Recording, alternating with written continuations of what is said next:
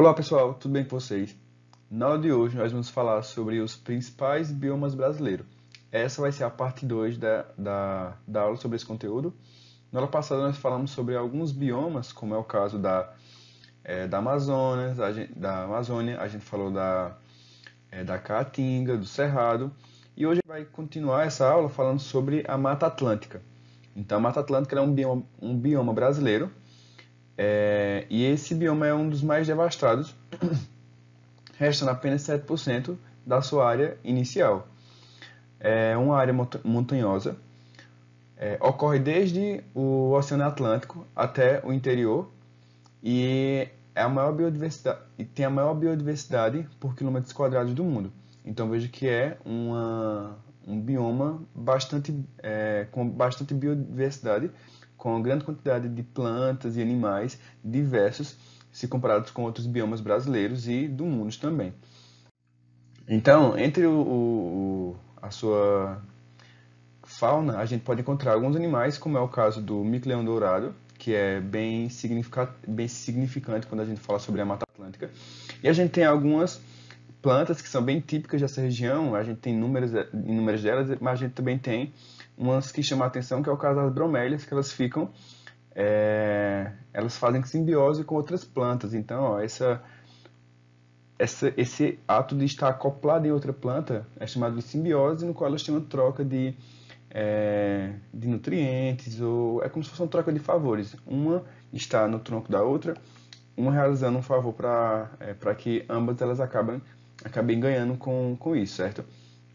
Então, a gente tem diversos outros tipos de plantas que fazem parte desse bioma e que dá essa característica de ser um ambiente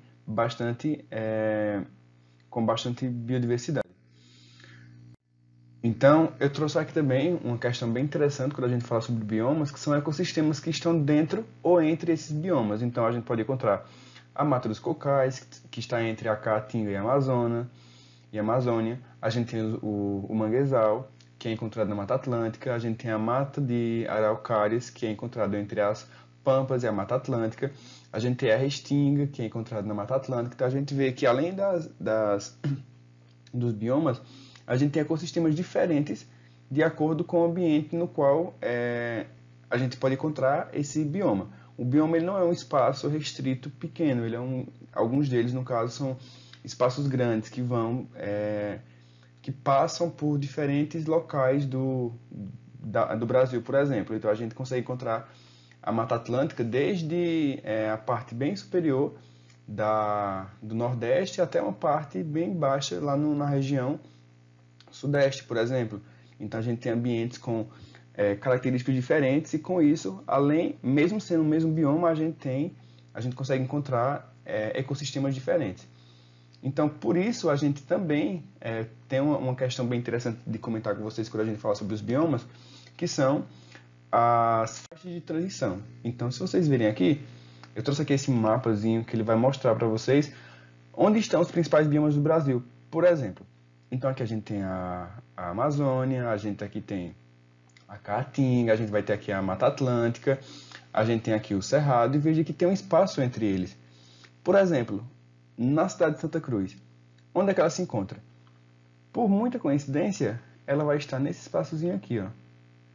Ou seja, nós estamos em uma área de transição.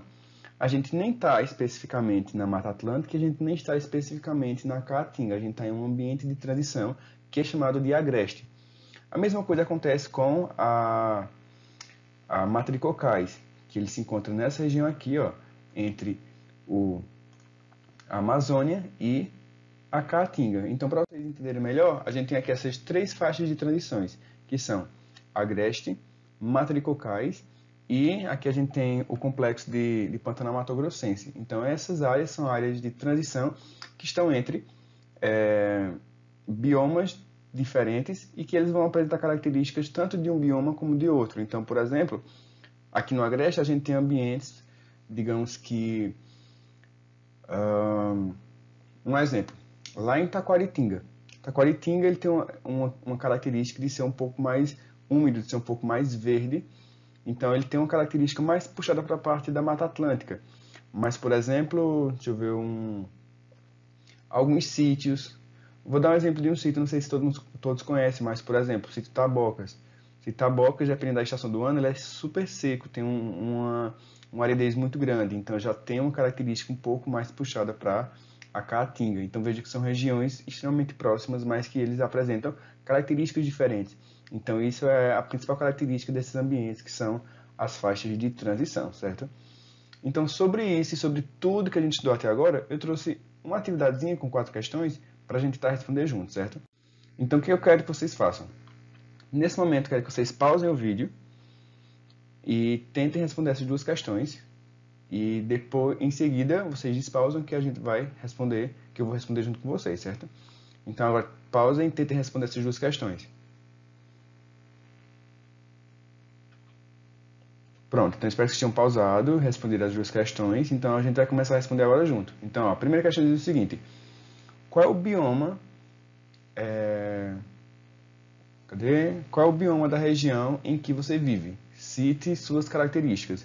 Então, nesse caso, onde a gente vive, é uma faixa de transição entre a Caatinga e a Mata Atlântica, que é chamada de agreste. Não é bem um bioma, mas a gente vai colocar aqui, já que é uma faixa de transição. Só um minuto, minha caneta falhou.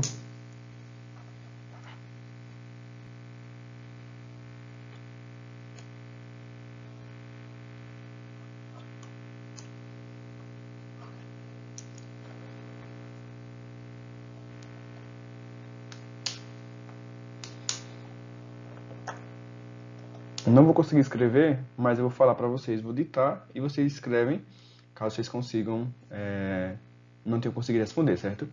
Então, na primeira questão, o bioma da região em que você vive, no caso da gente, a gente está entre a Caatinga e a Mata Atlântica, então a gente está no agreste, que é uma zona de transição. E suas principais características é ter características tanto das regiões mais úmidas, como é o caso da Mata Atlântica, com regiões mais áridas, que é o caso da Caatinga, certo? Segunda questão: como o termo bioma pode ser conceituado? Então, foi o que vocês escreveram nessa questão. Então, o bioma pode ser descrito de diversas formas. Então, o que eu coloquei aqui para vocês foi um trecho que eu tirei do primeiro vídeo, então vocês podem até olhar no vídeo anterior.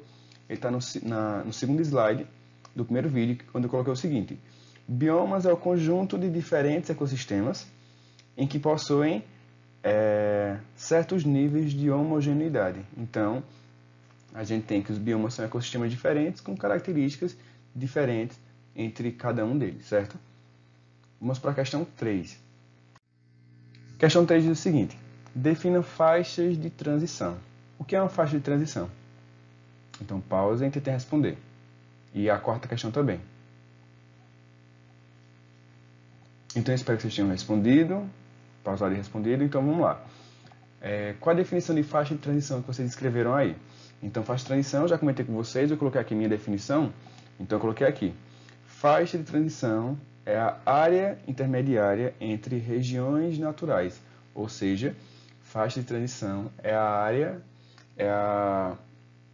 intermediária entre diferentes biomas. Então, por exemplo, o agreste, que é uma zona de transição, ela está entre 2 biomas, que no caso como já citei outras vezes, a Caatinga e a Mata Atlântica, certo? E por último, para finalizar, quais são os principais biomas brasileiros? Letra A, B, C ou D.